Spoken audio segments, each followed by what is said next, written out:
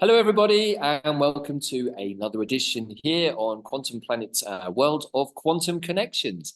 My name's David Farrell, your host for today's show, and it's my great pleasure today to introduce a lady who's living in one of my favourite places in the whole world, which is Cymru or Wales. So, hi, Catriona Macdonald, how are you? Oh, really well. Thank you, David. It's really great to be here and be in this connecting place with everybody. So, hello, everyone. Hello to you too. So, Catriona is actually one of our own tribe members from Quantum Plant Healing, and we have now our sister platform here, Quantum Planet World, which is really sort of not just looking at plants and healing, but looking at what we're going to need to really bring our planet, our home, Mother Earth, Gaia, and all of us into a place of right relationship with our environment and our home. And through these quantum connections, we've been talking to a number of different people, including other interspecies communicators. But without prefacing too much what Kat actually does, I think the easiest way is for Kat to introduce herself. And perhaps you can explain a little bit about how you came to the work that you're going to be sharing with us today, Kat. And first of all, what is it that you actually do? Let's get into that. So let's hand over the floor to you, Kat, and please share with our audience. Okay, thank you. So, basically, my work is healing work, animal communication, interspecies communication, and I'm also a workshop retreat leader and a mentor. So, my work is rooted, as you just said, in right relationship, about us coming back into a remembering of ourselves as one of the many forms of life on this beautiful earth, and remembering the ways that we used to be in right relationship. And so the basis of the work is that right relationship. So I started out life as an osteopath because I wanted to work with my hands. I was interested in medicine. If I'd known about medical herbalism when I was a teenager, I'd have probably studied that. But I didn't know there was such a thing. I had a wonderful careers teacher who realised that the biology degree that I'd signed up would bore me stupid. Um, and so she kind of said, no, no, you've Science got to didn't really mix with me too much at school either, to be honest. know. But this wonderful careers teacher, thank you, took me into the careers room and basically said, you have to find something you do really want to do. And I'd always wanted to work with animals, but I can't do algebra. Uh, so yeah, so I can't do algebra, so that was off the table. And I came across osteopathy, and I thought, oh, this is fascinating. I'd never heard of it before. And I remember when I went back to school, one of my kind of friends in the sixth form, and I said, oh, I'm going to be an osteopath. He said, oh, what's that? Stuffing dead animals.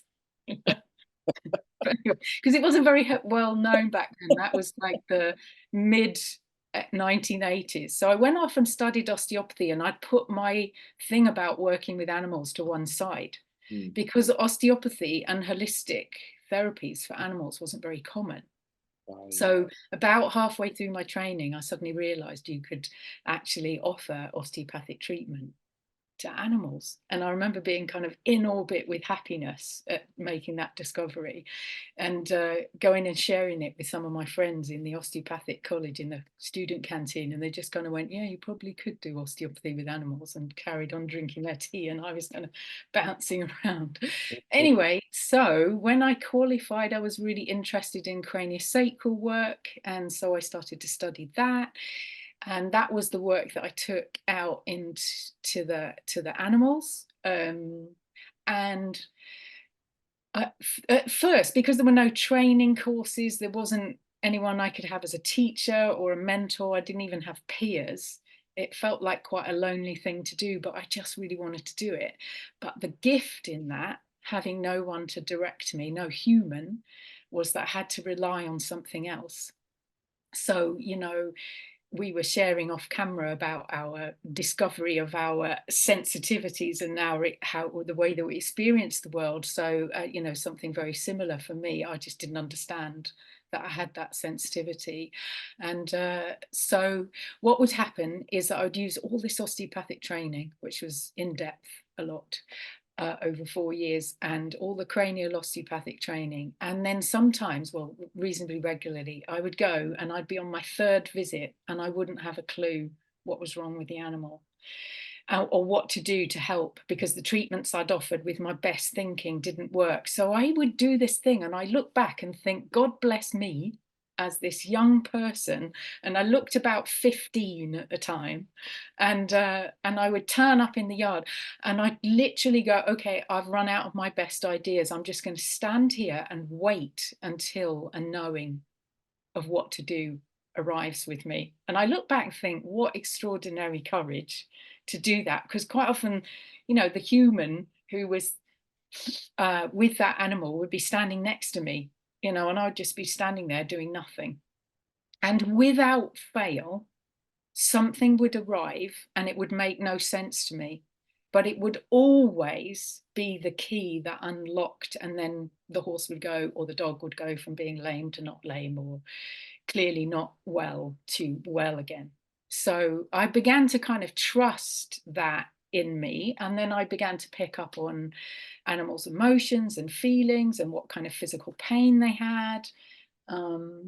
And so the kind of animal communication side of my work sort of developed out of that. But I was a very normal osteopath.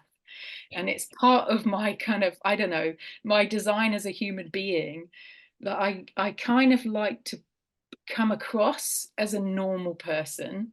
Mhm. And I really feel anyway that I don't have any right to impose my worldview on anybody else. Mhm. So I would go in and I would be picking up things from the animals, some of which I would use to help in my treatment. And then I would think, okay, how am I going to tell this person who's training this horse in dressage or show jumping that they need to do it a bit differently for the horse to enjoy the training, or for it to not be overly stressful? And yeah, so I would have to find a way to relate what the animal was sharing with me to that person without it being, your animal just said this. So so then what I realized, what would happen sometimes, and this is the thing that lit me up completely, which is kind of partly where the right relationship came from, is that the thing that lit me up was when a person and the animal came into closer relationship as a kind of side benefit to the treatment. And it was always, without fail, us as humans coming, changing our perceptions, changing our habitual ways of thinking and doing things, opening up our understanding. It was always about that. And then the animals, with such grace, would always receive the person. And I'm still kind of working on having that kind of grace when somebody's, in my opinion, mistreated me or offended me in some way, to kind of have the grace when they do something different to say, ah, hello, and to meet them with that same kind of open-heartedness. So yeah, so the animal communication side of it just sort of gradually developed. And then I was asked a few times to work in a wildlife rescue place. And these people who ran this place were on hardly any funding. They literally worked all the hours that there was.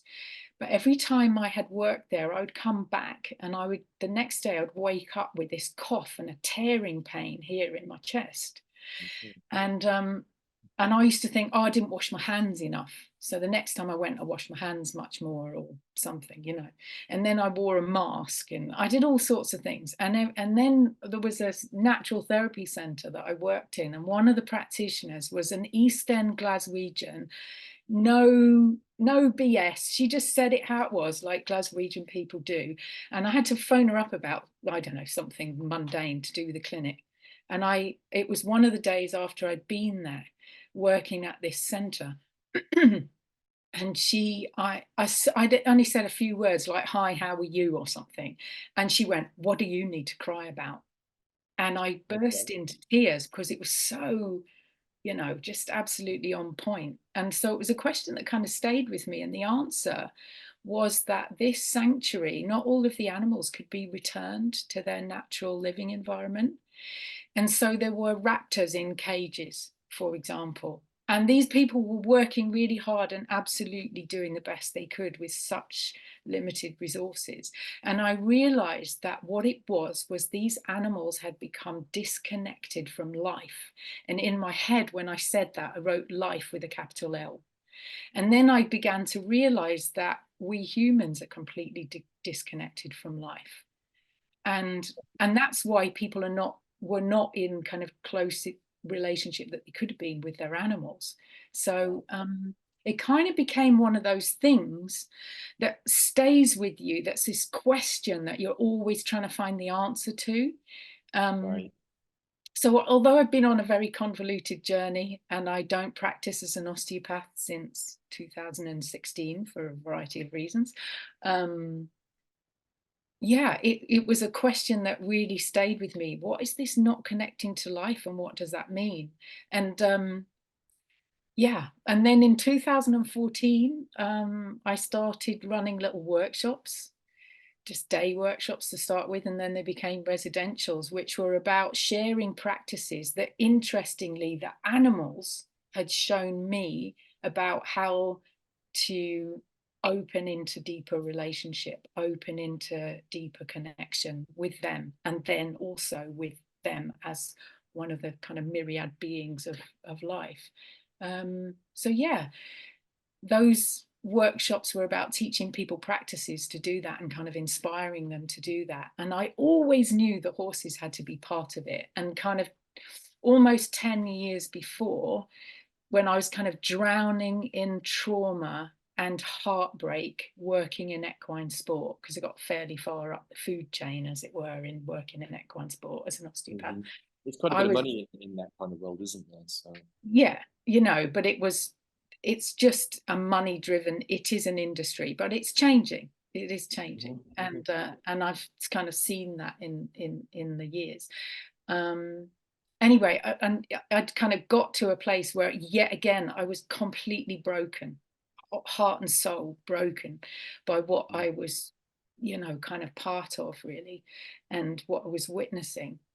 And I came across the work of a woman called Linda Kahanov, who wrote a book called The Tao of Equus, which was about her journey, kind of going from having competitive aspirations with her horse to coming into a completely different relationship, led by her mare.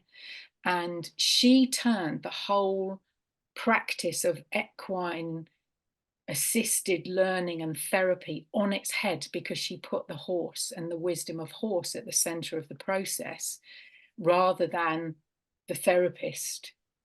And so she turned the whole thing on its head. And when I received that book, because the opening chapter was all about them listening to a horse who'd been in equine sport about his next kind of human he was going to be in relationship with, and finding who that right person was, it just kind of was, you know, when you're drowning and you find something, and it is the thing that you need to stop you dying of thirst or dying of starvation or something. It was that. I couldn't stop reading it. So a few weeks later, I was at a workshop with this woman who at that time was kind of, you know, an international best-selling author. She'd kind of blown lots of things out of the water in a really good way. She was a real part of the sort of sea change that's happening in our relationship with animals, and in equine sport and equine therapy. And so I spent more money than I had, because I just paid for an osteopathic training, and I came back and I bought a 6-year-old dressage horse who, if anybody goes to look, you can see pictures of me with her, because she's been the inspiration. So I've been on a kind of almost 20-year journey with this horse, who kind of knew when I came back from that workshop. She said to me, "You and I have a journey to do together." And I kind of went, "Yeah, I can't buy a horse. I haven't got any money. I haven't got time. Can't afford delivery." And she just went, "No, we've got a journey to do together." But anyway, things aligned, and she came into my life. Had to buy her in installments, and and hopefully she's that been wasn't too painful for her. yeah, exactly. This week I'm going to get the head. Next week I'm going to get the Yeah, tail. And in between, maybe I'll get some of the legs. And we'll put it all yeah, together. it was kind of like that. So, and you know, this horse has just accompanied me with such fortitude and grace and patience. And I don't know how many times she must have kind of just almost, I would have lost patience with me a long time ago. Yeah. Oh, bless So, you. yeah, so we've been on this journey together. So she'd always made, or it become clear to me, that horses needed to be part of this journey of coming back into right relationship. So you know, I tried in various ways since she came into my life to make that so, and just things didn't quite align. The pieces didn't quite come together. And then they all came together. So in the last couple of years, the work of bringing people back into right relationship has got the horses at the center of it. So the work has gone from being called re-embracing kinship to being called Imaginal Horse Circles, because the horses spoke to me at winter solstice of 2018. So this is the horse nation, not just my grey mare. They talked to me about how a big change was coming, that it was going to be very challenging, but there was incredible possibility for this remembering of ourselves as, you know, one of the many beings on the earth, and coming back into this kind of right relationship, and the possibility for all being and for the healing of the earth. And just this, I mean, I just saw this incredible possibility that they were showing me in sort of image form. And then I had to try and work out how to bring the pieces together. So that's what the Imaginal Horse Circles are about, is, you know, still working on that right relationship. That's the root of it. But we meet with horses. We go and meet with the horse nation in the spirit world to ask for them about how do we navigate these changes, you know. Right.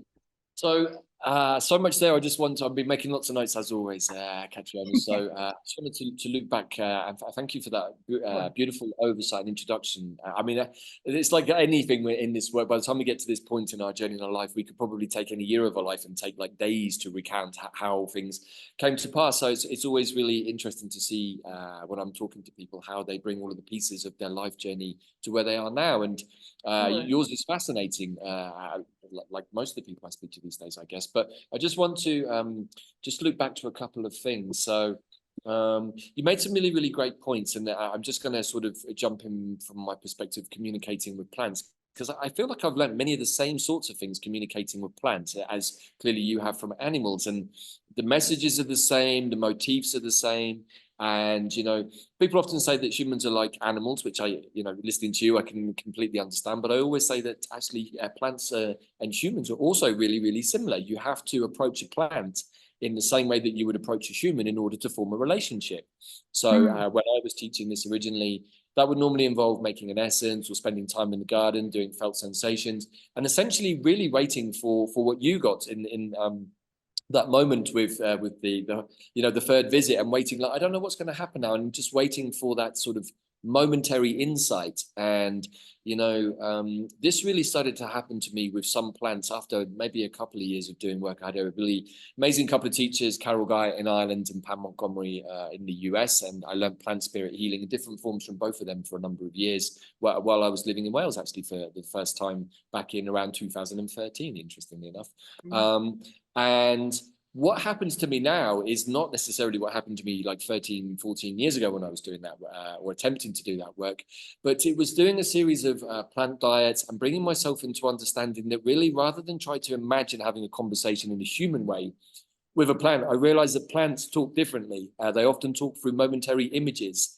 But what I also learned is the momentary images are designed to trigger my own inner lexicon, as I call it, which is, so the plants, because they're way smarter than me, and this is something that ayahuasca told me. So it's like, the very first time I did an ayahuasca journey, she taught me everything about Tibetan Buddhism, which I thought was super weird, except that I just spent 2 years in a Tibetan Buddhist monastery learning about Tibetan Buddhism.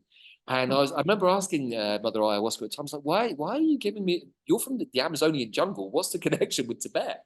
And she's like, no, it's you, dude. I'm just reading your field and picking up on the preset conditions that you are currently working with, and I'm going to work with those. And that's exactly what she did for the next couple of years. She started to bring to life all of the transmissions and suture-based material that had gone in here at the logic academic level, but hadn't really been activated at the heart, because at that point, my heart was still somewhat shut down.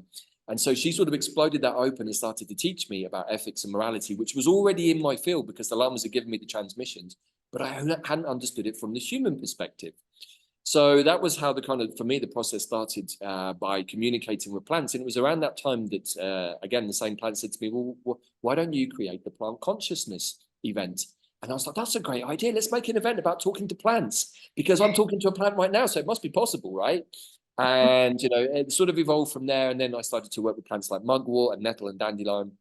But it was really working with elder, the elder mother tree. And I remember after doing a diet with her, it must have been for the first time like 3 or 4 years. It wasn't even that long ago for me with elder, because I was quite hesitant, because elder has a fierce reputation as a plant, particularly in Welsh mythology, actually, and most Celtic mythology. But what I experienced very quickly into that particular dieta that I was doing to prepare for one I was doing with students some weeks later was that it felt like she was literally stood behind me like a grandmother, and she is a very and she would start to give me information about different things. And so I quickly realized, when I moved into doing more healings at an individual level, that if I because I'm working in the astral body like you of the animals, but this time with humans, so when my client's astral body comes into my healing room, I'm working with everything in the astral plane, including the client's astral body and my allies' astral intelligence, I guess we can say. And a bit like you, sometimes in the middle of a healing, I'm not sure where I need to go next. Like I don't know what is the next thing that needs to happen here. Or maybe there's something like I'm feeling a certain type of frequency that I can't quite identify what is it. So I would normally just take a little drop of some essence of elder and say, okay, elder mother, can you show me what it is I need to see here? And I can say, Kat, within 10 seconds, every single time I've done this, which is now hundreds, if not thousands, it comes.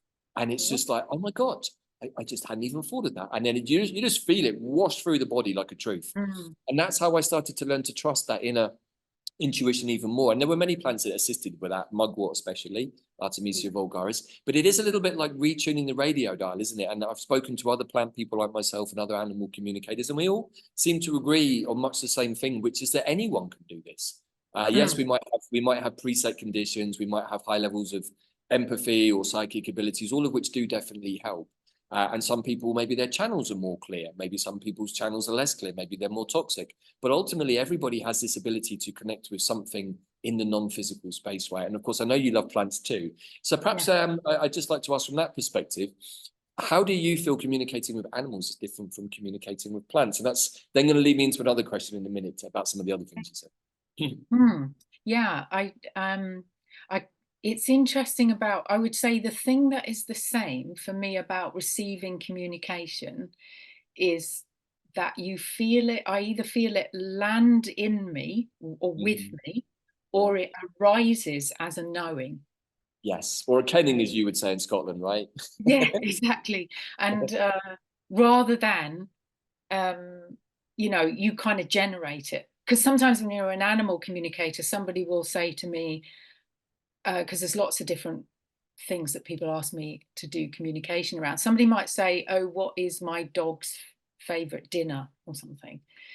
And also, what about the animal's diet? And I've got opinions about that because I used to work as an osteopath, and I've got this bank of incredible amount of experience over many thousands of treatments of what the effects of different diets have on people and different animal species.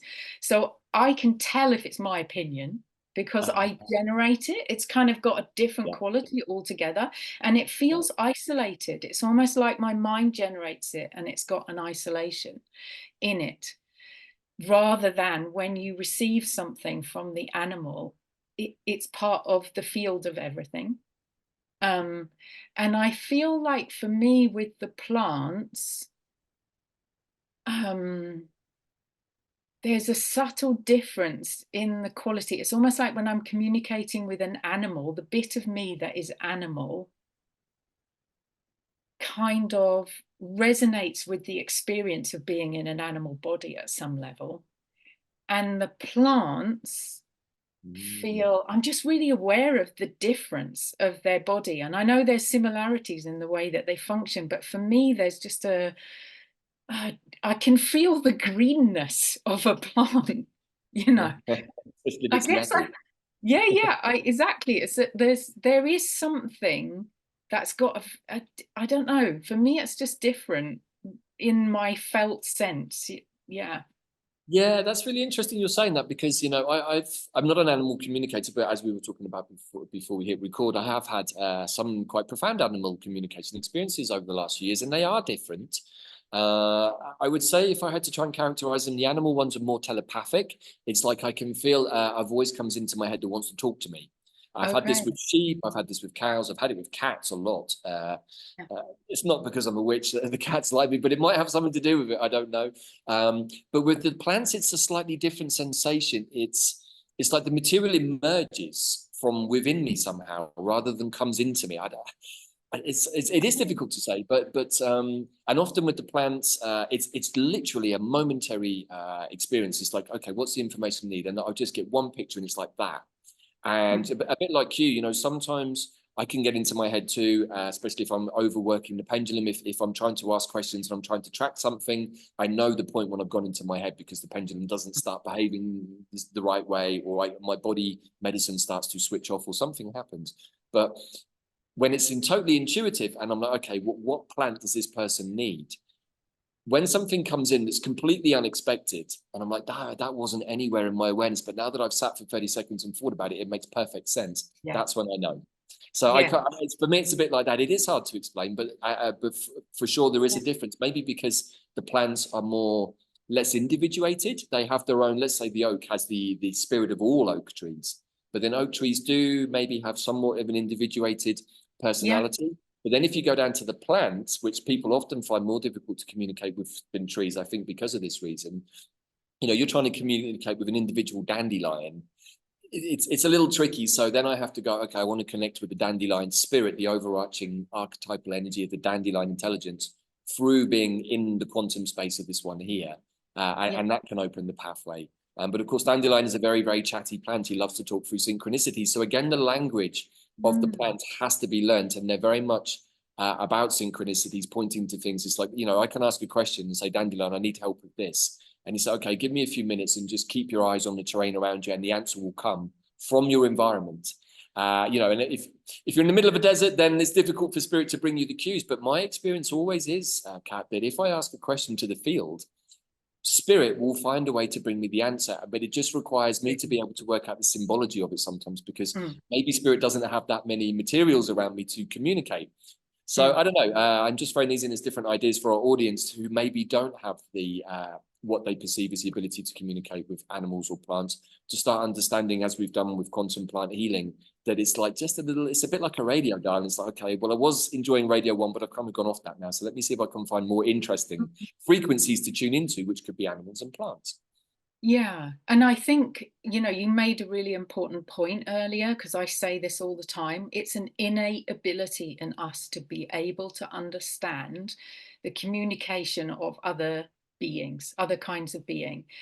And I think in humans, when they did all that research about human communication, human to human communication, what is it? 90% of it is not the words. So if it's not the words, and you know, when I was learning to treat horses particularly, but any animal, I remember, you know, I was meeting trauma, but I didn't know that's what it was, because trauma wasn't in everyday language in the 1990s, and stress barely was understood. And so I didn't understand that's what I was encountering. But the horses and the dogs and the other animals would be shut down. And if you're trying to do body work on a person or an animal who's highly dissociated or largely dissociated, it doesn't work. Right. And or the changes don't hold, or they just don't want you near them. And the thing about, you know, stress responses, because mostly I'm working with mammals, stress responses is that it's really, if you're shut down, and you're, for those people who know polyvagal theory, you're in dorsal vagal social, you're dissociated, shut down, switched off, lights are on, nobody's home, and you trigger that animal into a state of extreme vulnerability by putting your hands on somewhere where they're in pain, and then they can flick out of that into a fight flight response. So I don't want to be, first of all, I don't want to trigger that, because I don't want the animal to not trust me, because how much I can help them is absolutely prerequisite, is that they're trusting me. But the other thing is that it's not safe. I need a 1,000-pound horse to not come at me because they've come out of dissociation into a fight flight response, or a dog to bite me. But what I realized and this is where I started to understand non-verbal communication, was I'd look through the, animal behavior and body language. How would I know when they're moving into a state of distress? And, it's kind of, an animal that's depressed is like that, and an animal that's angry. Humans, really, in many ways. It's like, who knew? That's fairly obvious. But what I came to understand is that before you get the body language, the facial expressions, the body posture change, you get a wave of communication comes in quite strongly. And then you get the facial expression, the body posture, and the body language. And then, they're coming at you. And so what I had to do for my own safety, as well as theirs and their well-being and this desire to help them, was to read those waves of communication. So what I experience is that we're in this soup of, soup is kind of not a very pretty word, but this just web of communication from every plant and the earth and the rocks and every kind of being, that we're in it all the time. And I remember one of the first times I taught an animal communication was for an organization, and it was a sort of 4.5-day thing, so I was pretty in it, and I thought I'd grounded myself. The course had finished, everybody had gone home, and I wanted to go and get these particular dog treats for my dog at the time from the local pet shop in the town. And the people in there knew me, because I'd go in and I'd go, "Oh, hi, I've come to get Lucy's treats," and chat about the weather and that kind of thing. Don't think they knew my name, but they knew me. Small town.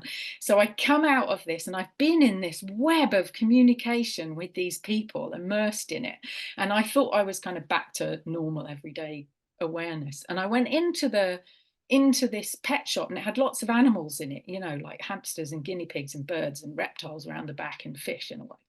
And I go in, and I'm just, wow, there's these waves of communication coming, just flying around between all these different animals that live in there. And I was fascinated.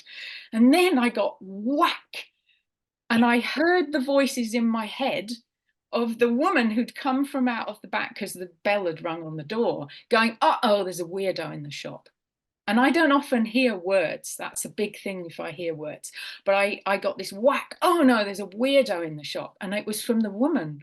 So I kind of thought, oh no, I freaked her out. So I picked up the treats for Lucy, and I sort of said, "Oh, these are for Lucy," to try and kind of connect with her. And she just was like, "Oh, get out of my shop," kind of thing. And I left. And the weird thing was that I went back in a week or two later, and I thought, "Oh, she's going to kind of go, oh, weird person in my shop." She didn't. She chatted away to me as if, nothing had happened. But I knew that I had completely freaked her out, because I was just immersed in that field of communication that is just going on all the time. So, yeah, I really want people to take away from this that it's innate. We're in it all the time. All we have to do is learn how to listen and to pay attention to those little feelings, sensations, intuitions, nudges.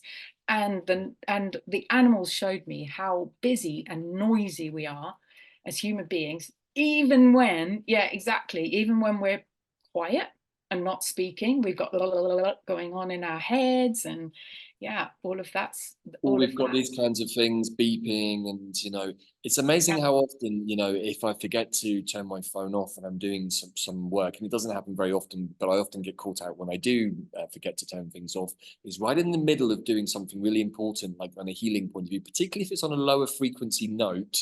It's amazing how often the phone goes off and tries to bring that energy into the space. So I learned very early on in my healing career, never have any electrical equipment anywhere near your healing space, because in the moment you're trying to, in my case, remove something unpleasant from somebody's field, that energy will find 1,000,001 distractions. It was incredible how often when I was doing healing, when I was in Wales on clients, and the moment I got to the really heavy stuff, the postman would always come and ring the door. It was unbelievable, the precision with which that happened. And so I had to learn to not break my space at all, and let the postman leave stuff on the doorstep. So once the attachments had worked out that I'd worked that out, the next trick was to bring people with strimmers and lawnmowers right outside of my door in the graveyard next to where I lived in the village in Wales, and they would start drilling and sawing and hammering and mostly just mowing. And I'm like, this is unbelievable. And the moment that I would clear that thing, it would stop, and they'd move away to a different part of the graveyard.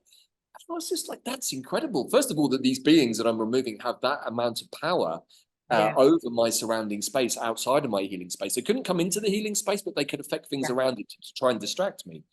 But sure. just to come back to some of the points that you were making there, because what you said is really beautiful, Kat, and I just want to re-emphasize them.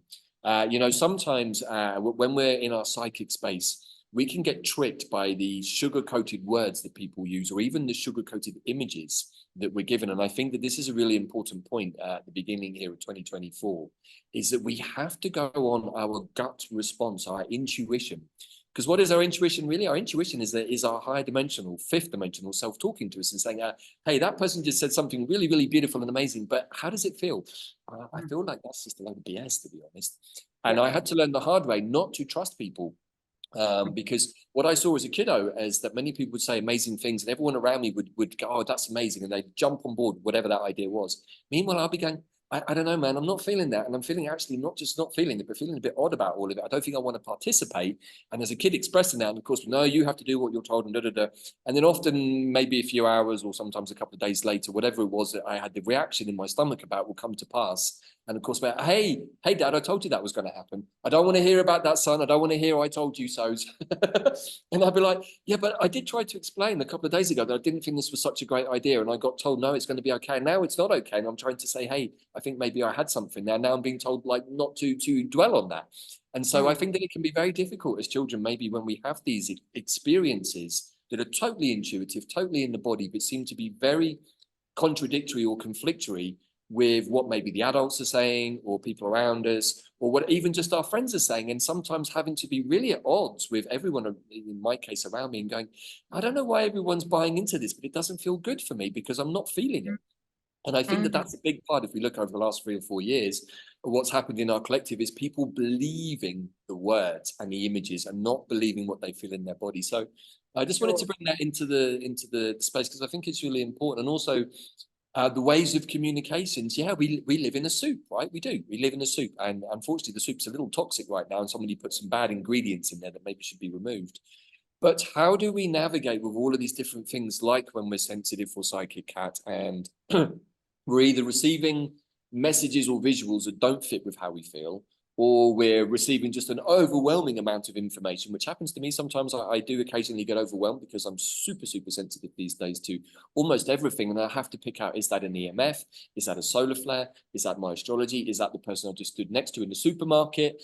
Is that because I'm having a bad day and woke up in bad shape? But why is that anyway? And I've learned to kind of run down a whole checklist of different things that helping me to assess where I'm at.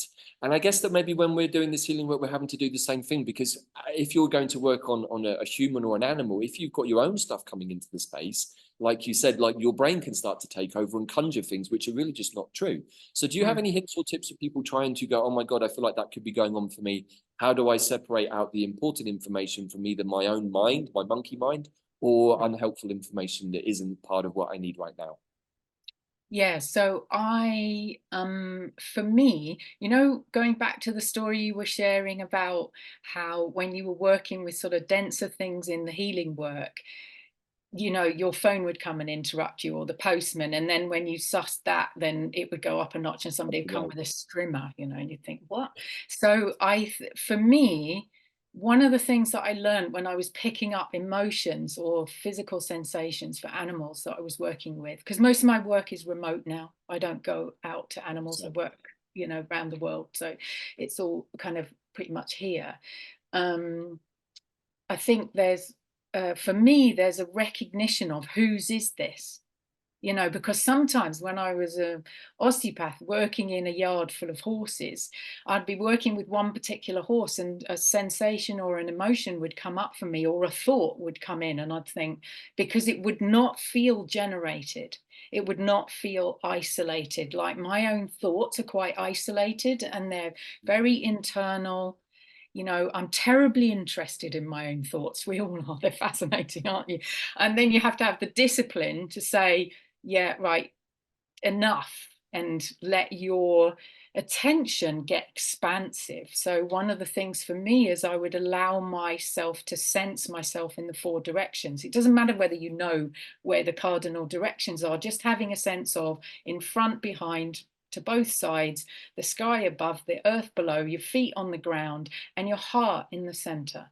And you're kind of centering yourself in those 6 directions.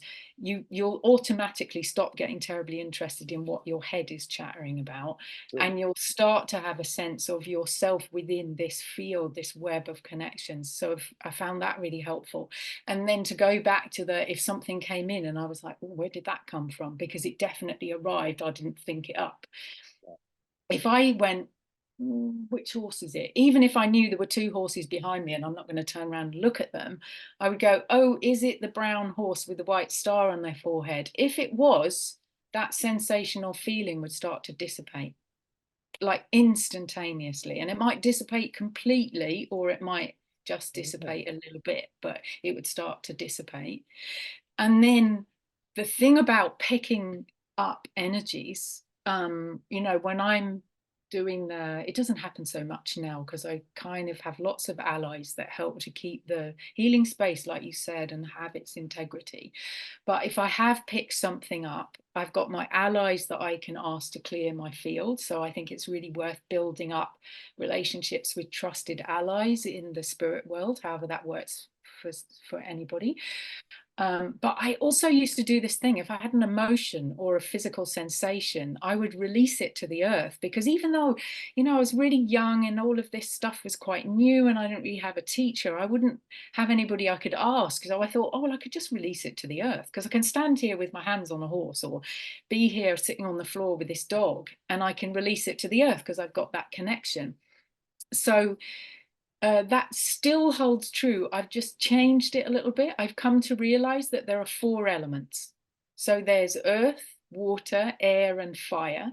And all of those elements have an ability to receive energy and to transmute it in some way. So I'm really lucky. I live 10 minutes walk from the beach here. So if I want to transmute something, particularly if it's emotional, or if I want to share something with the whale nation or the dolphins, I can put it into a pebble, having talked to the stone people, and then I can release it to the ocean with a prayer. And this is a really important bit, because I realized what I used to do in my not understanding when I released to the earth is I would just drop whatever it was in my intention with my imagination down into the earth, which is a bit like dumping something into landfill. I was going to say, yeah. I mean, I'm completely with you on all of this, Kat, but please continue on to. Yeah. So all I was going to finish to say is it always comes with a prayer now to the earth to say, will you take this into your body, and with the power that you have, take it and transmute it into neutral energy that becomes energy that feeds all of life yet to come. Because the earth has this extraordinary capacity, as we all know, to compost the dead plant beings from the previous season, and then it becomes this extraordinary soil that nourishes the life that comes in the seasons that follow. So that I always teach people that. Don't just drop it into the earth, always offer it with a prayer, and be willing that the earth might say no. And if she's saying no and you feel in your gut intuition that it's a no, then ask which element. Because you can release something on your breath with sound to the air with the same kind of prayer. You can gather something, offer it to the fire. You can, as I've said, offer it to the water. So, yeah. Or even just speaking aloud, right? That's the air element, is speaking aloud. Yeah, absolutely. Everything you just said there, I just want to re-emphasize to audience listening. These are all really, really important tools that I guess most of us learn along the way, because like you, I do most of my healing work these days. I do it remotely. I find it a lot easier. I find I can get through a lot more work. It's not that I don't like working with people in person. I've done that too, but I find that when you've got a person, this is with people, maybe if animals are a little different, I don't know, but with people, if you have the person in the room, the inbuilt resistance that the energetic attachments that most people generally have are able to function a lot quicker. They don't need to use a strimmer or the postman. They start working through the person. Plus, I don't think I want this healing anymore. I need to leave now. All classic signs. Okay, we're getting close to what needs to be removed, because now you're getting triggered. But what I want to say really is that, yes, creating sacred space, working with 6 or 7 directions, depending on which one you want to work with, having your spirit ally team. And, you know, I do my work mostly with working with my plant allies. But like you, I also work with some animal allies. I also work with seemingly mythological allies. Maybe we'll get into that a little bit in a minute. But if I am going to do a healing, first of all, I have to open sacred space. And the first thing I do is I don't do a double or triple check on myself, because I may have been into town in the morning, and no disrespect to anybody, but there are a lot of toxic people out there right now. And what I've learned is that whenever I'm doing a healing, if there is something that wants to disrupt, let's just say there is a dualistic force in our world that doesn't like the light to do its work, then it tries to interrupt, is that I can guarantee if I'm going to do a healing at 11 o'clock in the morning, if I go into town at 10, I am going to come back with the most amount of stuff that the town can throw at me into my field to ruin the clearing. Why? Because the beings that are in the client's field know that I'm about to do that, and they're already working the quantum space and the astral space to try and make things more complicated. So I think that what we're really getting to here is how to be at the quantum level of intention setting, and understanding that if we're really clear in our intentions, again, this is something I learned from the plants, particularly the sacred fungi, if we're really clear in our intentions, spirit, or the plant spirits or allies, will always answer. They will always give us the answers that we ask for. And this is quantum thinking. I think that this is the big shift that we're about to see in 2024, as the collective starts to wake up to this idea that, as a Buddhist, I know that right thoughts, right speech, and right deeds are all important. But as a young Buddhist student, I was like, I don't know, man, right thoughts, who the hell knows what's going on inside my head? It's just me. And that was my kind of like get out clause for having bad thoughts about stuff, right? And as I got older and got more into my path, and in recent years working with the plants, I realized, oh my God, like the thoughts are the most powerful of all, because they're the quantum aspect. And if I'm thinking bad things, they are going to emanate into the universe. Eventually, my 3D self will manifest those in a 3D form. So working with the elements is really, really important. Totally agree with you on all of that as well. Yes, we can work with fire to transmute. The seashore, of course, is a beautiful place to do some white witchy magic using the liminal space between water and land. And that's actually something you can do anywhere. I often used to go and do certain types of healing or magic between the field and the forest. There's a liminal space there. Anywhere where one place changes into another, the veil is thinner. And it's easier, particularly in the forest and the field, to connect with the nature spirits or the plant spirits, or sometimes to do work. I'm working with the medicine wheel is super important too. I work with the 4 directions, with the elements, and so I've got allies for each one. And so these can all be used in different ways. And finally, yes, no, sometimes is no. Sometimes I've gone to ask a plant, is it appropriate to work with you right now? Or, is it appropriate to do a dive? They're like, well, we'd love to do one, Davyd, but you're not really in the best shape right now. So I think you need to go and do some work with this plant first, and then come back to me again in a few months and we'll have another chat. And, sometimes it's only ever happened to me twice, but I always check, even though the client has given me approval, I still check in the morning. Is it okay? Do I still have approval to do this clearing? And a couple of times it's been no, and I've had to go, okay, it's a no, and I've had to phone the client, say, I'm really sorry, I don't know why. Did something happen to you this morning? In both cases, something had happened that made it dangerous for me to do that work in that time space, but the following day was fine. So no, it's no. And sometimes we just have to be totally, even if our clients have paid us money for it, say, hey, I'm sorry, but I got a no on the clearing this morning. And that's what that is. And I've seen, conversely, other colleagues over the years who didn't listen to the no is no and went ahead and did it anyway. And then all manner of shit blew up for them afterwards. I'm like, that's probably why it was a no.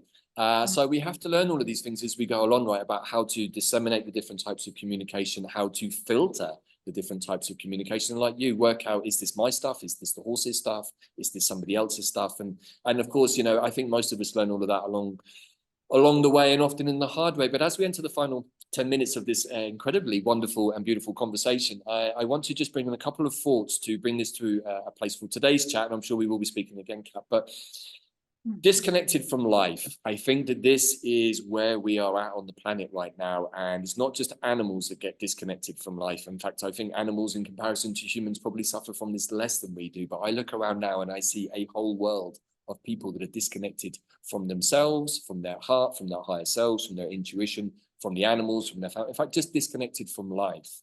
So do you have anything you wish to say in response to that? With your work, do you see a way for us to share what we're doing here with plants and animals with the wider collective, who clearly, I think, need to start shifting quite quickly in 2024 for us to elevate the collective consciousness? Or do you have something you'd like to say in response? Yeah. I think my work now is so horse-led that they embody, and I've heard Pam Gregory speaking about this, and probably Heather Ensworth, and I think you too have talked about it, the uniqueness of the individual embedded within the community. and that the horses really know how to do that. They really know how to allow each other to have their uniqueness of being, and whatever their particular personality, character, style is, they they have like little spats with each other. But when horses are in healthy relationship with each other, because when I was working in equine sport, I'd see a lot of the way that human intervention broke their ability to be in good relationship with each other. When they're in their best selves, when they're kind of true to their nature of horse, they're really able to let each other have their uniqueness, which means letting another individual have their foibles and their annoying habits or whatever it is, and to allow each individual to have their part in the community of the herd. And like I remember back in the day, which is now completely being unraveled, there was this sort of human power over seeing of horses in a herd, where there was a dominant horse or a lead mare, and she told everybody what to do and where to go. And in the horses that I work with, you kind of see the way that they move with each other. And some horses just have a capacity for leadership in a particular moment, on a particular day, in particular weather conditions, in particular set of circumstances. And everybody can kind of allow themselves to constellate around that. And then when life flows in a different way, then another horse comes into a position of leadership in that moment, about it's playtime, or we're going to snooze, or we're going to go and shelter over here, or it's time for different food, or we're going to browse the hedges, because and they just are in the flow of life. And I feel like being in right relationship, that's what's being called for us, is to like learn to have the uniqueness of our being and completely honor it, in not in a narcissistic way, in the understanding that it is in service to life, it's in service to some kind of greater whole, it's in service to an emerging of something way more beautiful than we can possibly imagine. The horses keep showing me.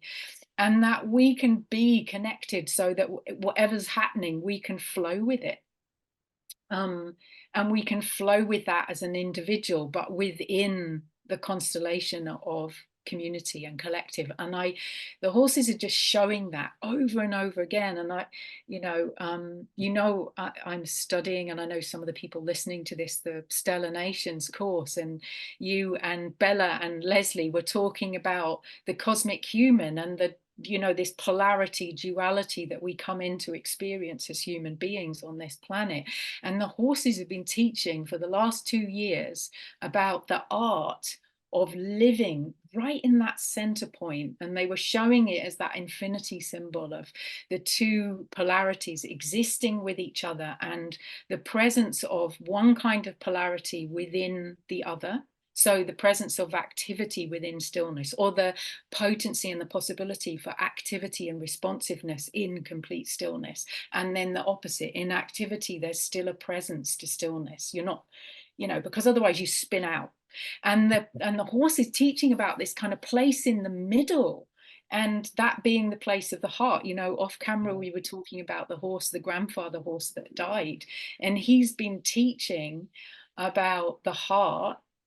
And do you want to share that story, Kat? I mean, you've nicely segued into what I was going to segue into anyway. Good. So all good.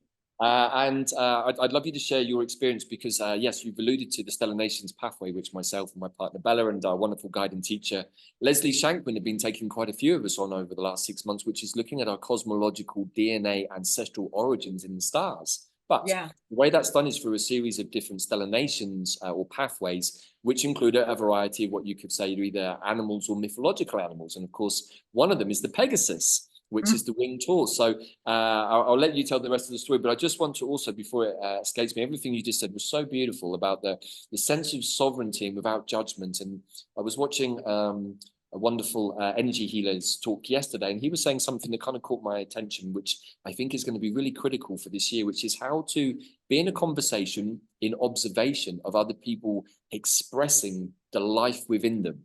Yeah. Now, what he was really saying was, like, if people are saying things that are going to trigger the shit out of you, take a deep breath and enjoy that the people around you are expressing their perception of life, even if you don't agree with it. And I guess this could be a conversation that could happen for many people over the year. He was saying basically to come back into yourself, to be in a place of observation, to be in a place of your own sovereignty, where what the other person is expressing that has no ability to affect you, but you can take compassion and love from the fact that these people are able to express their opinions about something. He said it more eloquently than me. But I think that that's really important because, yeah, the uniqueness of the individual embedded in the community. I love that phrase. I don't think I can take credit for that one. It's probably come from one of my more erudite lady colleagues in the astrological world. But for letting everybody find their place within the community without any one of us saying, hey, I don't think that's what you should be doing. I mean, who the hell am I to say that, right? And I think that that is a big part of the elevation or elevation, as Zach, the Ascended Master, likes to call it, of the human consciousness from this kind of more controlling mechanism that we've had, this very sort of Capricornian, almost top-down way of looking at things, which of course is going to come to an end during the course of 2024, into a place of more like, hey, well, let me be me and I'll let you be you. And then we'll find the places where we do connect, or if we don't connect, that's also okay. I'm not going to connect with everybody on the planet. You know, not everybody is going to be in the same frequency. So I think that's really beautiful what you shared there. But as the final piece now, moving into the final sort of 5 minutes or so of this beautiful talk, perhaps you could share your own connections with the Pegasus beings and what you saw, and perhaps how you see that we can use this wonderful pathway as a way to communicate with the animals within us, within our own DNA.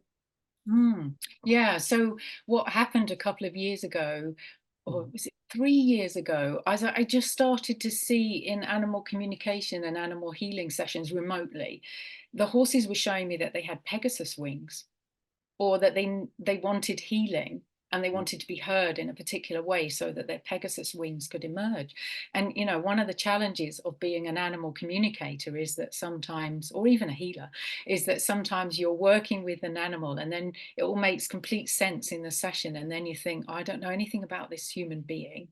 I've got to transmit this message to them and I don't know how they're going to take it because I literally don't know what their belief systems are. So yeah, so I would say to people, I don't know how you're going to take this, but your horse is a Pegasus horse. And they would say, okay, great. What does that mean? And I'd say, I have no idea. So kind of fast forward to July last year, one of the horses who was the grandfather in the herd, who despite the fact he was very elderly, his body was very weak, he was quite skinny, he was in congestive heart failure near the end of his life, but we were keeping him comfortable and he was quite happy.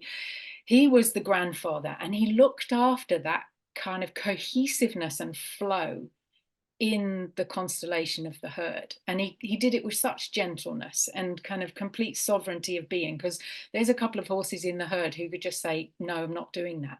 You know, they're much younger, stronger, they could challenge him, but they just didn't. Anyway, he left his body. I was on Dartmoor, the friend where my mare is living in this herd, she phoned me and said he's leaving. And he was having a heart attack, basically. And she was waiting on the vet to come. And he showed me himself. And his wings were not just Pegasus wings, the size that you would imagine would fit a horse of that particular size and shape. They filled up the whole valley, all the way to the sacred rocks on the mountain in the distance. They were enormous. And he then, and he's kind of been a teacher ever since, because when I returned a few days later, you know, practically it was the middle of summer, his body was already in the ground, so there was this mound of earth. And I went up to pay my respects to him and say my prayers. And I put my hands on the earth where his body was, and I could feel this vibration. And it felt like his bone song. It felt like the song of his life. And so we made an essence from that. I left a moonstone out for 3 days and 3 nights collecting that song, and then we made an essence in the way that you will have made many plant essences, I'm sure. And then on one of the Imaginal Horse gatherings, he started to teach about the heart and about the heart as being the center of that point of the duality, the polarity of this life that we're in, and the way that that is the connection place. It's the part of us, this capacity that we have that is able to allow difference and to allow it to be in without, but still maintain our own sovereignty and allow the sovereignty of that other person being that we're encountering the difference with. And you know, maybe this will be a bit triggering for some people, because it was for me, but I finally understood why Jesus died on the cross and what that whole moment was about. And the thing that's been interesting to me about the stellar nations is that, you know, I kind of encountered way horse after horse after horse, not everyone, but horse after horse after horse, who was showing me these Pegasus wings. And then I came across the stellar nations, and it started to fill in the blanks. And then when, you know, when I was studying the Pegasus, and then when I studied the bears as the holders of the Christ consciousness and the heart of the Christ consciousness, that was what Derry, this elderly horse, had been teaching about in the middle of this workshop, you know. And it was just, and how the heart is the place of ascension, not because I've always been allergic to the people that say, oh, well, never mind about the earth, we'll all ascend into our light bodies and go off to some other planet somewhere. And, you know, the earth can just die and all the creatures on it. I've just been abhorrent of that. But an ascension place where we come into a different way of being human that allows us to have our sovereignty, but within, immersed within these circles of belonging of all these different kinds of life. So yeah, he still continues to teach, and he still pops up every now and again and says, hey, there's another bit of this that I want you to understand. So yeah. I mean, also, that's, first of all, thank you for sharing the story. That's really beautiful. And within the Stellar Nations pathway, which we're referring to, the Pegasus beings are really considered to be the messengers of message of great spirit. And we can see that, you know, when we look at the lions, about leadership, and the winged lions are a part of the Stellar Nations, we look at the heart of the bear, the Christ consciousness, the magic of the serpents, the male and the female, which of course is very connected to some of our recent extraterrestrial ancestors who gave us some of those DNA coding, and many other things that some people might find triggering, but like you, for me, answered many questions that have been with me for a long time. And like you also, you know, I do my work remotely. Sometimes I find things in people's fields. I remember the very first time I found an extraterrestrial in somebody's field and I had to report that back to the client, thinking exactly the same thing as you. How are they going to take it? And they're like, oh my God, I knew that that was there. And I knew that something weird was going on. And thank you for actually confirming everything that I already knew, but my family had told me was crazy. And I'm like, it really brought home to me early in my healing practice, just to tell it how it is, and not to try and get too much into my head, because like you, I very rarely have met any of my clients in person. It's all done in the quantum space. Yeah. So, I mean, I feel like I know many people intimately because I've spoken to their soul, but I've never met them in 3D. So, Yeah. you know, it's one thing talking to somebody's higher self, their soul, and then speaking to the 3D who's not really super connected, and they go, oh my God, like, I've got aliens. What the hell do I do now? You know, do I need to make a movie about it, or what the hell's going to happen next, right? But actually being often surprised at people's openness, that if they come to people like us for an energetic healing, that actually they're already quite open to receive that information. But yeah, you know, the Pegasuses are about the message, and I think that you've really delivered an amazing message here today, Catriona, about many things, but also I think about important stuff that is going to help us get through this year, and how we can approach each and every being on this planet, not just animals, not just humans, not just plants, but as we talked about off camera, we both have a deep connection to the stone people and the rock beings. Yeah, and some people might say, how the hell do you communicate with a rock? It's like, well, first of all, you have to go into your heart and accept that it's possible, because if you say it's not possible, then spirit says it's not possible. And that's where the intention comes in. And I would dare to suggest that the more that we become quantum, the more that we become aware of our astral bodies and these other non-physical realms, the more we're going to encounter many of these questions. And if we have very limiting belief systems, even about ascension, I hear lots of stuff about ascension that I'm like, I don't know, man, seems a little bit stuck in 3D thinking to me. If we have those belief systems, we're actually going to stop our expansion, because we're telling spirit, I don't want to expand. I want to stay narrow and limited. So maybe as a final thought from my side, yes, let's keep opening our heart, finding those connection points. But final minute, Kat, please, would you like to share where people can find out more about your work in this moment, where they can connect with your spirit horse circles, and anything else you'd like to share as a final thought? No, thank you. That was really beautifully said, David. Yeah, people can connect with the work through my website, which is called imaginalhorse.co.uk. There's also, we wanted to create a community for like-minded, like-hearted people to come together and to be able to support that community. So we created a Facebook group just because that's the platform that lots of people are on at the moment, might move it somewhere else. And that one is called Imaginal Horse Circles. It's a private group, so people can kind of connect with that and ask to join. Yeah, there's a variety of online workshops, in-person workshops. The horse circles are beginning to go out now around the UK and overseas. We're in the process of setting up some circles overseas. So yeah, it's interesting. The horses have been showing, and the mountain and the dragon and the rock people have been showing the way that there is this light grid appearing on the earth, and the horse circles are this kind of, well, I was shown it like a star heart of the star hearts of all the beings, the horses and all the beings that collect, and as well human as well as more than human. And then from that are radiations of light, you know, kind of threads of light, but don't think something thin, think something very fine, but humming with possibility and connection. And that they're going out, and that there are other points in that grid, if you like, that light connection, light web of people doing all sorts of other things that are nothing to do with horses. So it might be dance, ceremony, plant medicine, who knows? I'm kind of really excited to discover who else is out there doing that frequency work, you know, just creating that connection, that grid that will allow it feels like a framework of new possibility to arrive into, and then for the connections to happen. And then we're all kind of supporting each other, whether we actually ever meet physically or not. So. Wow, wonderful. And final question, if people have animal issues, can they contact you at the same place for assistance in the way that we've been talking about with their animals' situations?